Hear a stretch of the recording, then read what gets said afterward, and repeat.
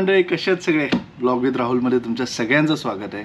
आपल्या नवीन व्हिडिओचा हा नवीन अँगल कसा वाटतं तुम्ही सांगा. मागे थोडंसं आपल्या इंडियन मम्मीचा असा जुगाड आहे कपड्यांचा, तो इग्नोर मारा. बट हा नवीन अँगल तुम्हाला कसा वाटतं तुम्ही नक्की सांगा मला. तर म्हणजे या नवीन व्हिडिओची सुरुवात मी अशी केली आहे. बट मधल्या पिरियडमध्ये आपली शिर्डीची वारी होऊन गेलेली, क्रिकेट मॅच होऊन गेलेली, TGPL होऊन गेलेली, त्यानंतर कामाचा बोजा आणि हे सगळ्यामध्ये सगळं राहून गेलेलं. थोडं कुठेतरी स्टॉप झाल्यासारखं वाटत होतं. म्हटलं की काय चुकतं आहे. तर मला लक्षात आलं की आपली जी दहीहंडीची तयारी आहे ही कुठेतरी चुकते, किंवा दहीहंडीची जी तयारी आहे ही कुठेतरी थांबली आहे.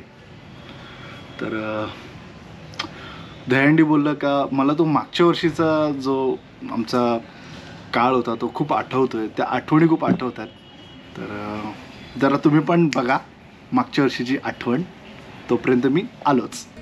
पण आमचा निर्णय झालेला आहे, जर राहुल भाऊ आला नाही तर आम्ही रिहर्सलला पण नाही येणार आणि पुढच्या वर्षी हंडीला पण नाही येणार. मंडळी बघितलं ना, ह्या सगळ्यांचं असं प्रेम होतं म्हणून मी विचार केला की यावर्षी पुन्हा दहीहंडीला जाऊ. नाही बोललेलो, बट आता जसं हे टी-शर्ट घातलं त्याच्यानंतर असं वाटतं की दहीहंडीला जावं. तर फायनल डिसिजन झालं आहे. घरी शिव्या पण ऐकल्यात, बट जायचं आहे. तिथे सगळीजणं वाट बघतात. आज नेमका शुभारंभ आहे. शुभारंभाची काय काय मजा आहे ती आपण तिथे जाऊन बघूयात. काय म्हणता? चला, आजपासून सुरुवात होते आपल्या दहीहंडीच्या तयारीची.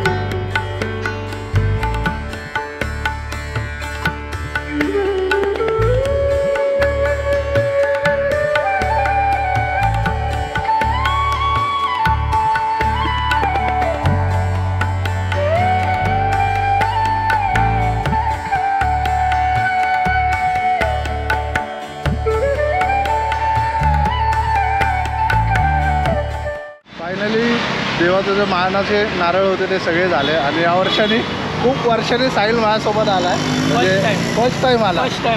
त्याचं शेवटच्या दिवशी आम्ही लोक येतो, पण पहिल्या दिवशीचा मान हा मेन असतो. त्याला भाऊ आला आहे. तर आता आपण जाऊ गल्लीमध्ये.